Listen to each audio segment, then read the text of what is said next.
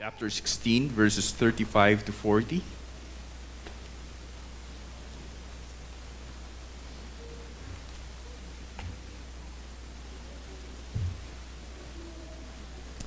Acts 16, verses 35 to 40.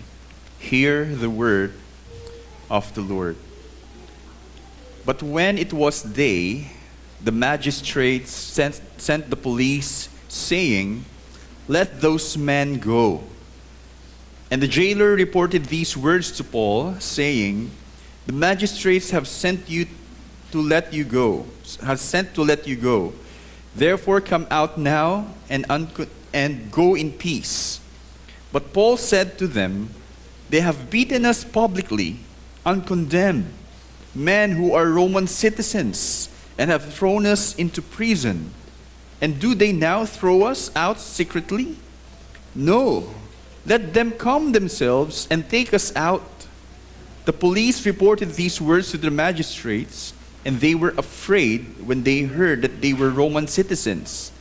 So they came and apologized to them, and they took them out and asked them to leave the city.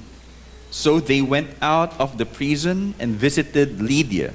And when they had seen the brothers, they encouraged them and departed. Your response again is, "May your word live in us and bear fruit to your glory." Yun po yung orient. May your word live in us and bear fruit to your glory. Again, church, this is the word of the Lord.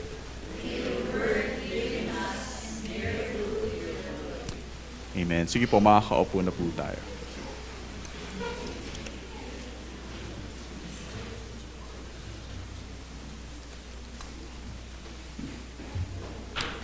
Ayan. Sino po sa atin yung hindi alam na may nangyayaring impeachment trial?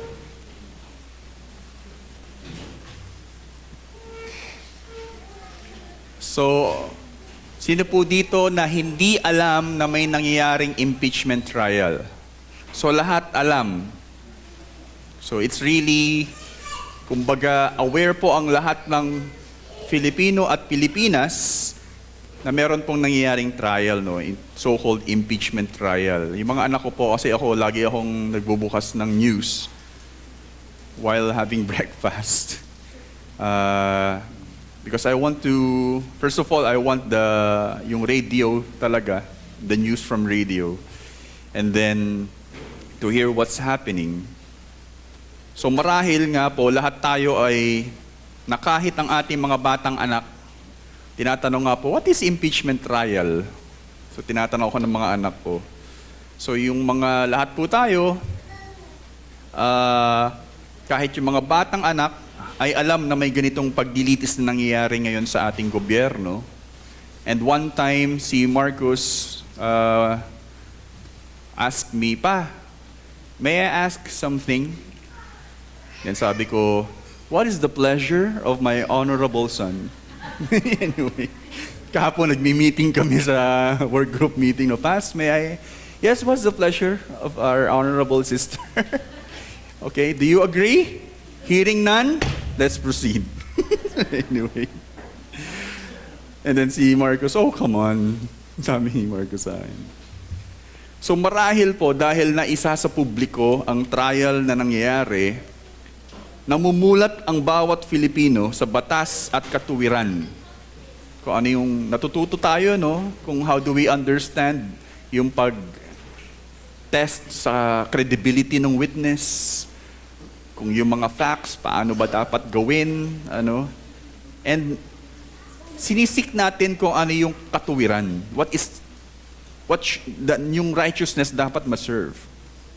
Napapagtibay din sa bawat isa ang kinakailangang dangal, or we call in English honor, na taglay dapat ng mga nakatataas na opisyal ng gobyerno. The officials, the government officials should really, kumbaga,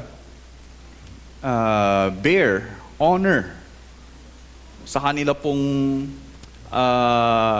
kinatatayo ang pwesto, sabihin po natin.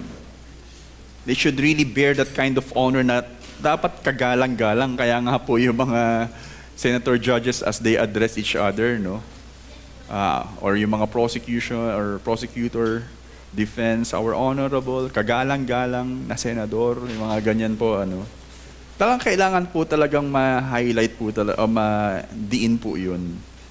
Ngunit, kahit bilang mga ordinaryong mamamayan, tayo po, kinakailangan ring masanay tayong tumayo sa katuwiran at mapanatili ang dangal ng bawat Filipino.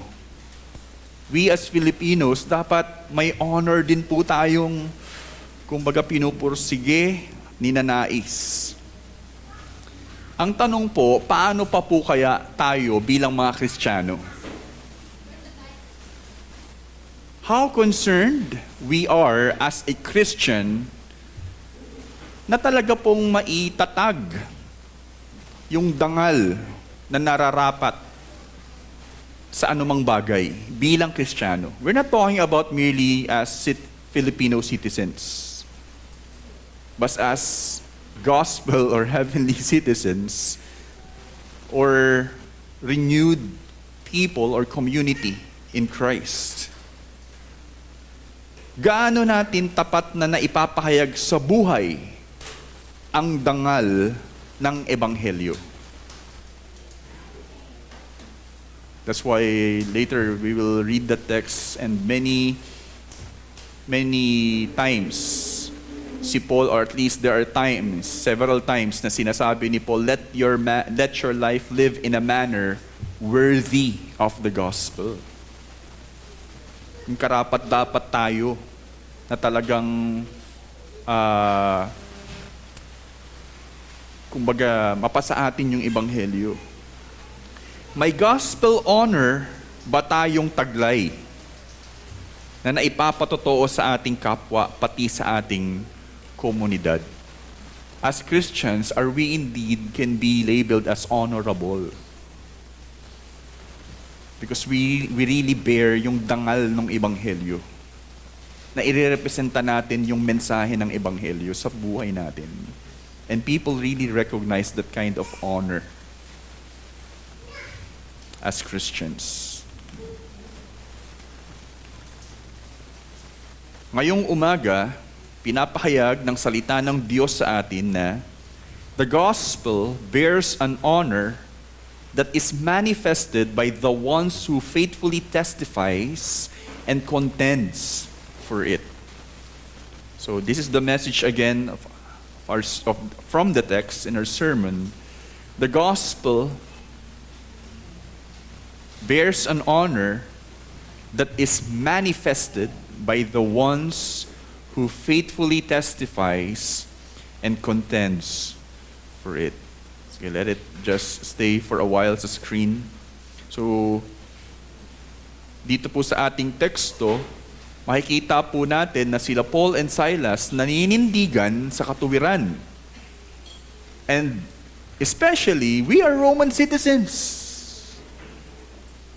And here in Philippi, being a so-called honor-conscious city, na talagang nagmamalasakit tayo sa dangal, o kayo sa dangal, hinahayaan nyo na ganito lang ang mangyari sa mga pinapanagot nyo ng mga tao. Palalayain nyo na lang ng ganon. Pero hindi siya basta ginagamit yung Roman citizenship, pero pinapakita niya na may dangal yung ginagawa nila. Yung pagbabahagi ng ministeryo, yung mensahe ng ministeryo, may katuwiran yun eh. Kaya yun din po yung ipinapamalas nilang asal dito po sa mga nagpakulong sa kanila. So they are the ones who nagmamanifest po yung honor ng gospel sa mga nagtetestify faithfully ng mensahe nito at pinapaglaban ito. Para sa mga bata, ito yung simpleng mensahe, live according to the honor of the gospel. Okay, kids, I think it is easy to write and remember. So again, live according to the honor of the gospel. And to remind the kids, after writing, filling up those blanks, I want the parents at least or you yourselves na i-file nyo po yan. Okay, huwag nyo pong basta gawing airplane, mapunta lang kung saan dyan, okay? It's okay kung mag-pile up ng husto, no? But at least you are able to keep it. At hindi nasayang yung pagsusulat nyo. Ayan, live according to the honor of the gospel. Pinapamalas ito sa dalawang larawan sa teksto, right? There are two pictures or portraits that we can see in the text. Una po sa verses 35 to 37, I call it honorable citizens and saints. Honorable and citizens and saints. And second, verses 38 to 40, honorable community and ministry. Okay? So may aspeto na individual and corporately. Yun po yung picture, no? Honorable citizens first, honorable citizens and saints, and honorable community and ministry.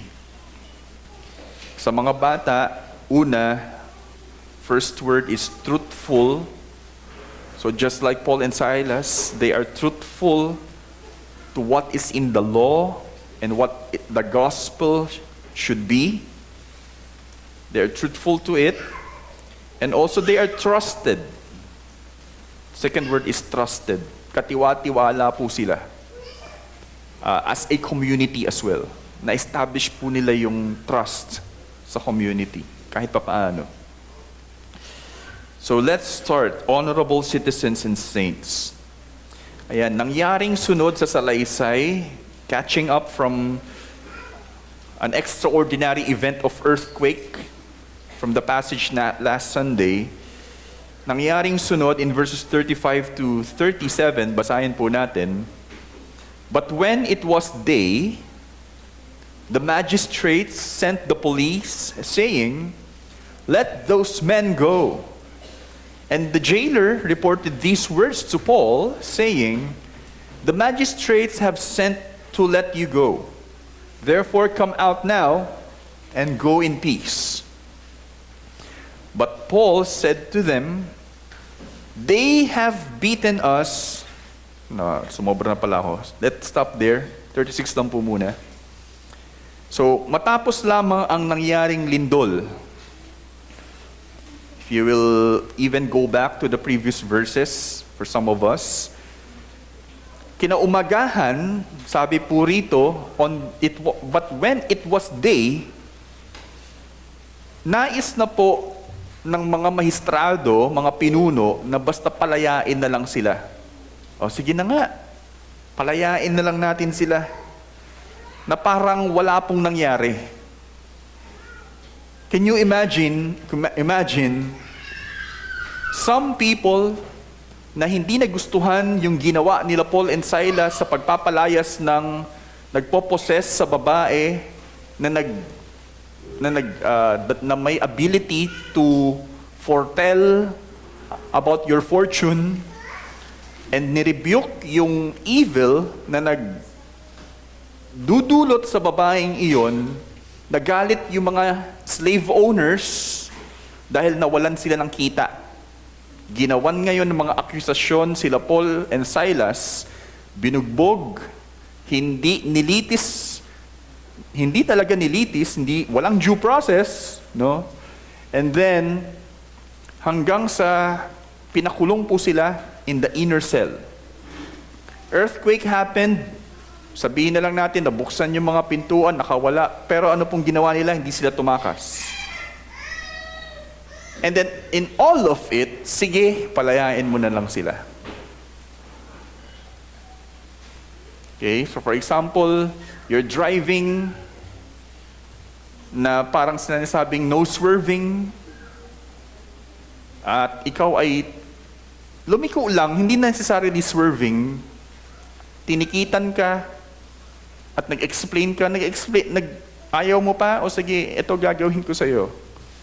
So, kung ano man yung level ng punishment, and then on the next day, ay, kinakancel ko na lang. Na-istorbo ka ng gusto, na-stress ka, and then sabihin, wala na lang yun. Yun po yung parang ginawa na lang na walang nangyari. Bakit nga ba matapos nilang magawang mapanagot sila, ay bigla na lamang nila gustong mapalaya basta ang mga ito? Kung isipin po natin, no, bakit nga ba papalayain na lang? Ganun nga ba talaga ang hustisya? Kasi kung tutuusin po, talaga, sige, thank you, wala naman talaga yun lalaya na lang kami. Ganun nga ba talaga ang hustisya? Maraming pwedeng espekulasyon, no? Gaya, for example, na sinasabi, sino po yung isa pong na-convert in the ministry of Paul and Silas before, actually, hindi basta na-convert yung pinalayang, yung yung fortune teller Di ba si Lydia, who is a seller of so-called purple goods? One speculation is, nagpiansa si Lydia na meron pong kapasidad na bayaran yung anuman pong amount ng piansa. Pero, sinasabi po na hindi basta pwedeng magawa ito ni Lydia. Pero ang maganda pong saysay, may isang reason na may magandang saysay na sinasabi yung mga magistrates na terrify ng earthquake. Because if you can also recall, this city is a pagan city that is filled with many gods, even goddesses, let's say. And they are recognizing na yung earthquake, let's say for example si Jonah na nagkaroon ng storm going away from Nineveh to Tarshish, and then who are you na nasa ship namin at nagkakaroon ng storm? And they're recognizing maybe your God is angry. And then Jonah said, throw me out to the sea. And truly magka-calm yung storm. Nangyari nga po. These people are terrified in the earthquake. At least we can assume, pwede, na dahil po sa lindol, nagkaroon po ng takot yung mga magistrates, nare-recognize ngayon kung sino tong sila Paul and Silas. So somehow may nakuha po yung respeto kahit papaano. Ganda po ng sinabi ni Craig Keener, no? Siya po yung nagsabi noon. Sunod na saad, in verses 37, basahin po natin. Ito yung response ni Paul. But Paul said to them, they have beaten us publicly, uncondemned, men who are Roman citizens, and have thrown us into prison. Do they now throw us secretly? No. Let them come to us, let them come themselves, and take us out. Hindi kami lalabas. Pumunta sila dito. Nag-iinerte pa si Paul, di ba? So, it's like, really, Paul? Seriously? Pinapalaya na kayo, ayaw mo pa. So kahit nga nung lumindol, di ba, parang sinasabi nga na kaya nga nagbukas yung pintuan at nakawala kayo dyan para gusto ng Diyos magpatuloy yung ministeryo nyo, lumaya na kayo. But they stayed. At eto, sinabi na mismo, pwede na kayong umalis, ay hindi kami lalabas. Ayaw namin pumunta kayo dito. Nag-iinerte, So, subalit, sa mga tugon ni Paul and Silas, lumalabas na pinapatotoo nila na sila ay tunay na may dangal. Ito po ang ganda din ng rason dito, mga background. Ayon sa Ebanghelyong kanilang tinatayuan at pinapahayag. Una, hindi sila lumabas in the earthquake, telling to the jailer, we're still here. Hindi ka mapupugutan ng ulo dahil sa nangyaring ito. We're still here at na-save pa nga po yung jailer, no? This is not the kind of message that we are delivering to you. Nanatili po sila, and then even they are telling to the magistrates, "You have beaten us publicly. You have shamed us." Bakit? Kasi gumawa lang sila ng rason. Actually, gumawa sila mga accusations na hindi naman talaga ganun. Because personally, yung mga taong yun, politically, let's say, or maliciously, accusing us dahil nawalan sila ng business. Alam naman natin, yun po yung talaga nangyari, no? Hindi nyo pa kami dinaan sa due process, we are also Roman citizens. Ano kaya yung weight nung pag-emphasize na sila po ay Roman citizens? Ito po, una po, paano po nasabi na Roman citizen si Paul? Because alam po natin, Hudyo eh. Ang ganda rin po nung assumption na if you remember, I think na-explain ko po ito last time, na yung mga slaves, for example, Jewish slaves, and once na sila po ay ma-declare na freed slaves, especially kung di nyo po alam yung slavery, you are owned by someone. And how can you be freed? Naku, wala po kayong chance unless palayain lang kayo, mag-decide na palayain lang kayo. You are freed as a slave from being a slave. Pag nakalaya po yung isang slave, no, sila po ay magkakaroon na ng panibagong citizenship. Sila po ay magiging Roman citizens na. Yung ancestors daw ni Pablo, being slaves before, ay napalaya from being a slave, nagkaroon po ng Roman citizenship. That's why Paul is claiming, we are Roman citizens. Si Silas, ang Roman name po nun Silvanus.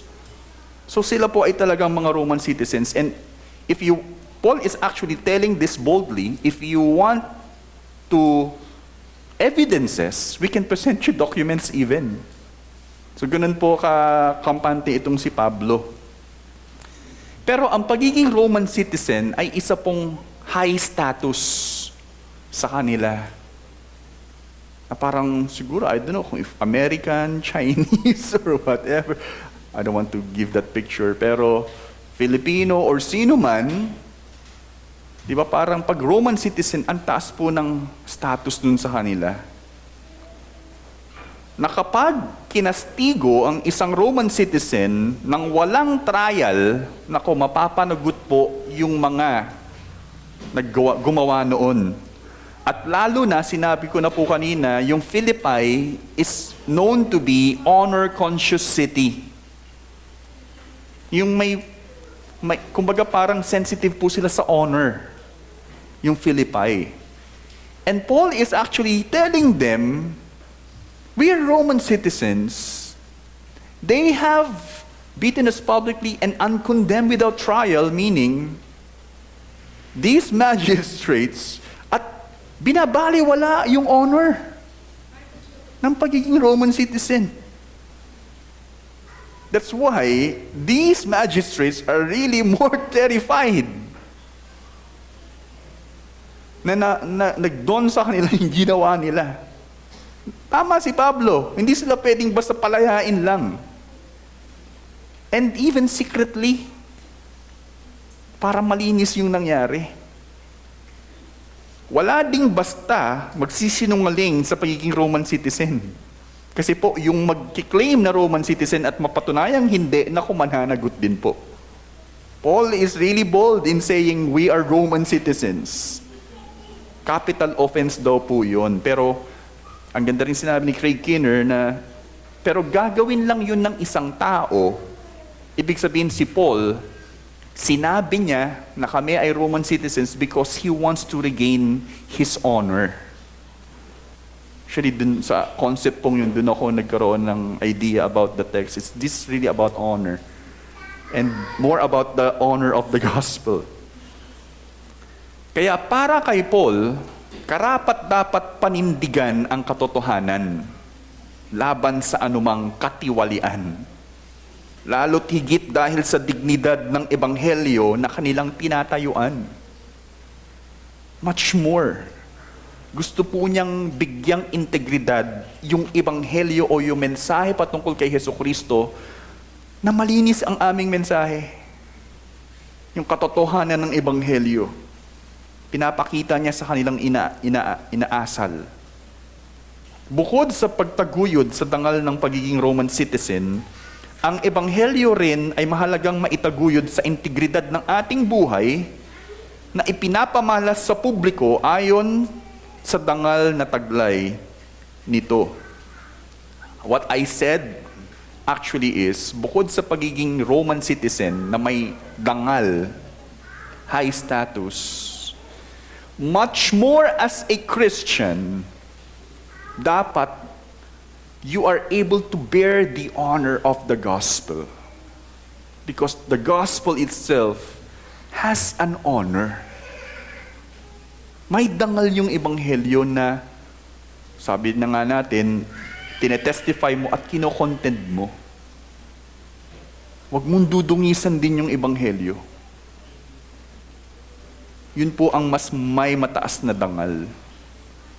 Kaya hindi basta pagiging Roman citizen, Pinoy o Batanggenyo ang tinatayuan nating dignidad. Batanggenyo ko eh. Pinoy ako eh.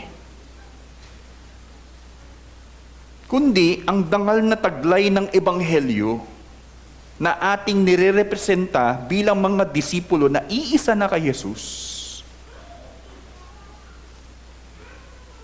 Please, as Christians, wag po nating basta gamitin lang yung citizenship natin. Although we are taking pride in it, dapat ang basis po natin lalo yung pagiging iisa na kay Jesus. Wag din yung pagiging Pinoy lang din. Pero gayon pa man, to balance it, mamuhay tayo bilang mga Pinoy ayon sa integridad din ng ebanghelyo. Wag din natin dungisan yung pagiging Pinoy din po natin. Much more, bumase po tayo sa dangal ng ebanghelyo.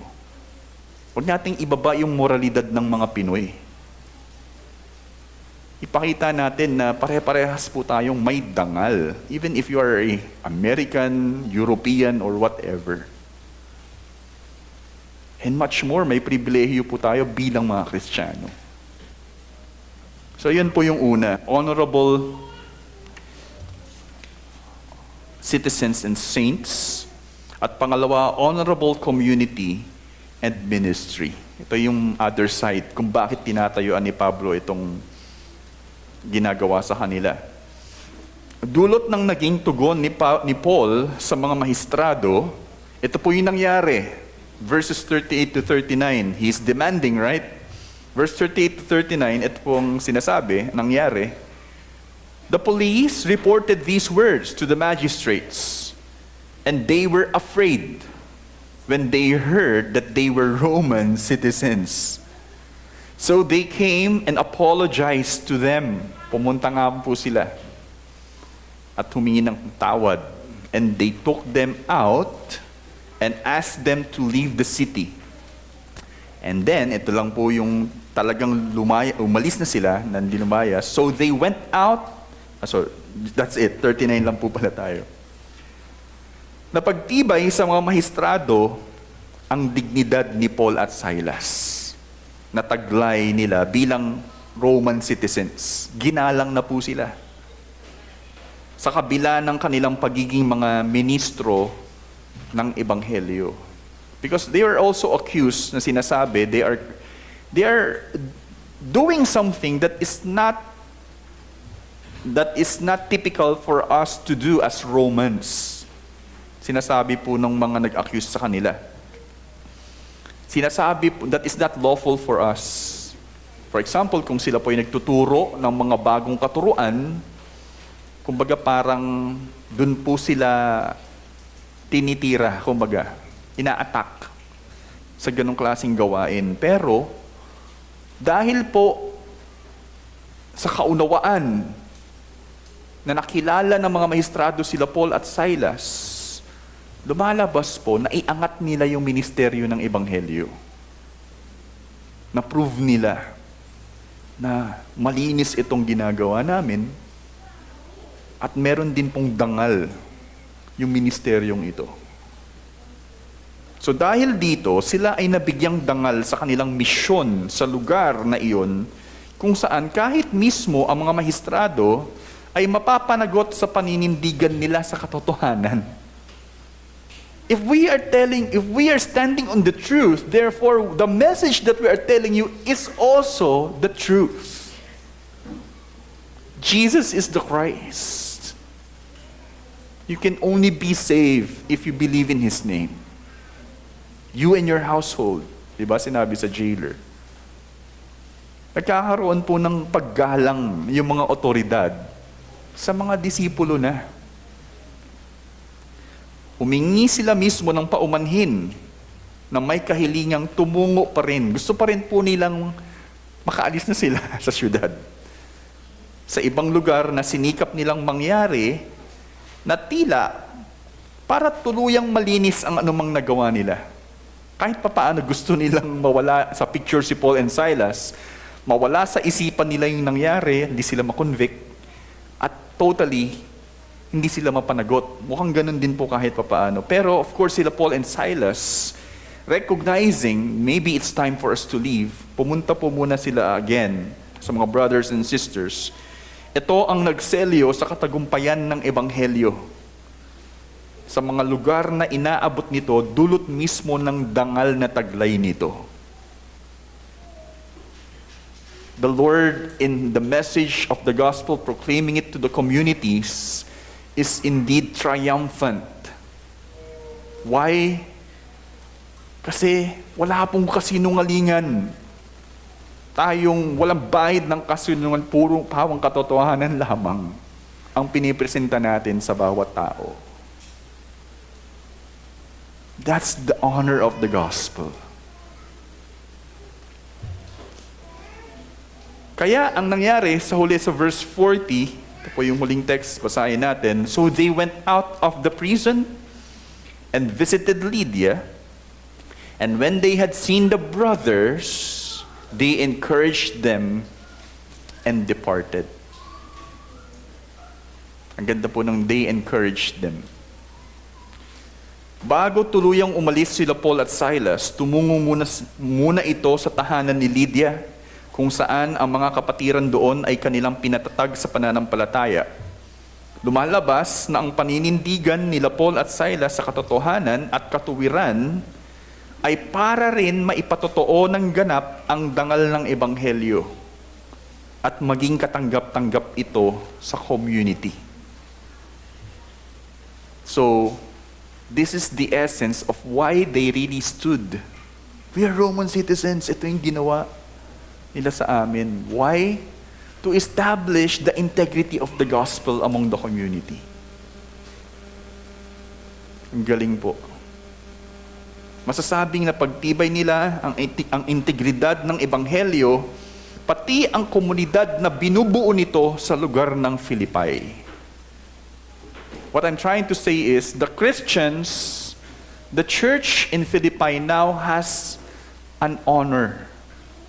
Maybe in their community, sinisira nila yung community ng Christians doon, pero now, they were able to establish some kind of honor as they continue to do the ministry.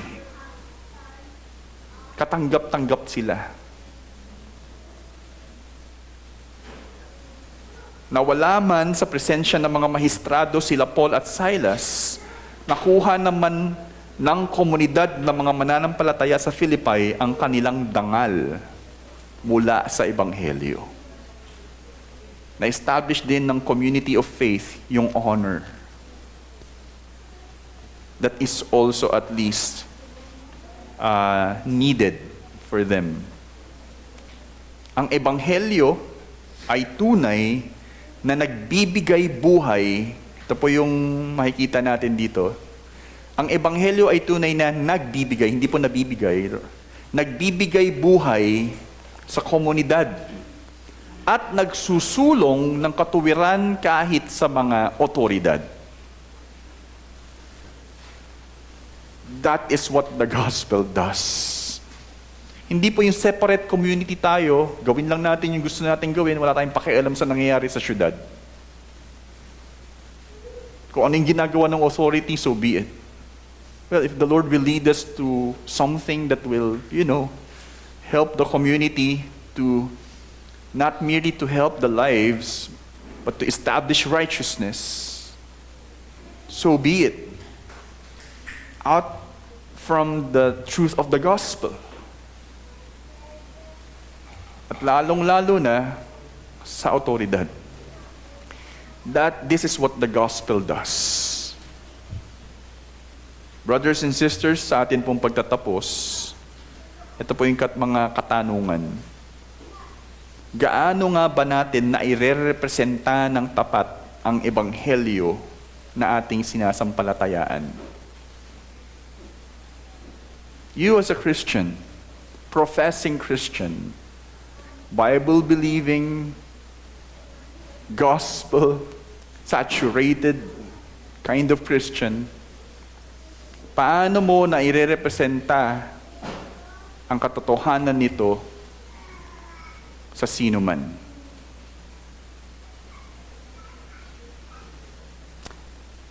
So again, hard-hitting questions.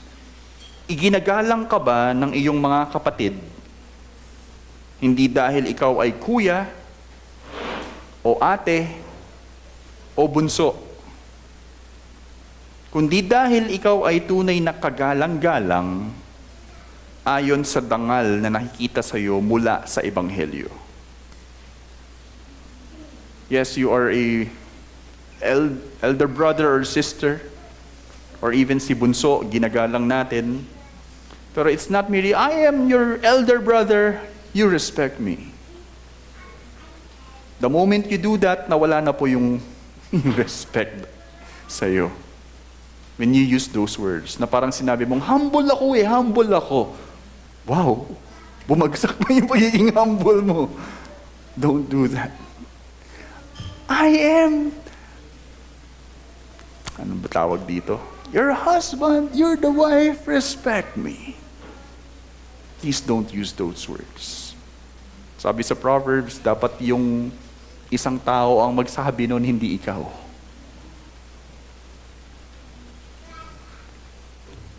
But are you being respected because napapakita mo yung dangal ng Ebanghelyo sa kanila? Because you're bearing the honor of the gospel na nakikita nila sa'yo. They were able to respect you because of that. Not merely because of any ranks in the family.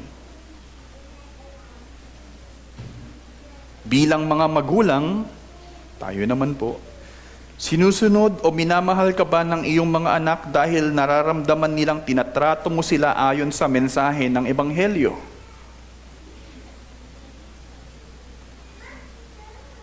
Our kids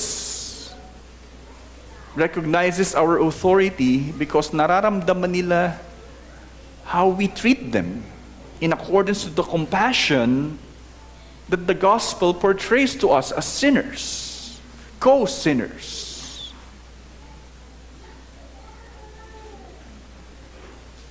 Nakukuha mo ba ang loob ng mga kasama mo sa trabaho dahil nakikita nila talaga sa iyo na ikaw ay tapat na namumuhay sa katotohanan ng Ebanghelyo? I remember, nung ako dating ako nagtatrabaho, alam nilang so-called Christian, Jesus is alive, born again ako, And then pagka yung typical na tapos na yung work week, iinom, pupunta somewhere. Alam nila hindi ako sasama.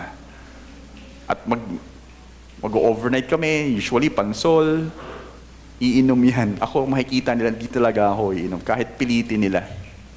Sabihin nila, wag na yan si Japhet, di yan umiinom. Ito na lang sa'yo. Ba't sabihin nila, sumama ka pa rin. Basta gusto ka lang namin kasama, gagawin nila, I'm not saying na I perfectly, established to them that I'm really a Christian. in that little evidence lang. Pero the question is, yung mga kasama ba natin sa trabaho, kilalang Kristiyano ka? Yung mga kasama mo sa trabaho, kilalang Kristiyano ka? At alam yung paninindigan mo sa tama at mali. Because you were able to testify. Because this is what the Word of God says.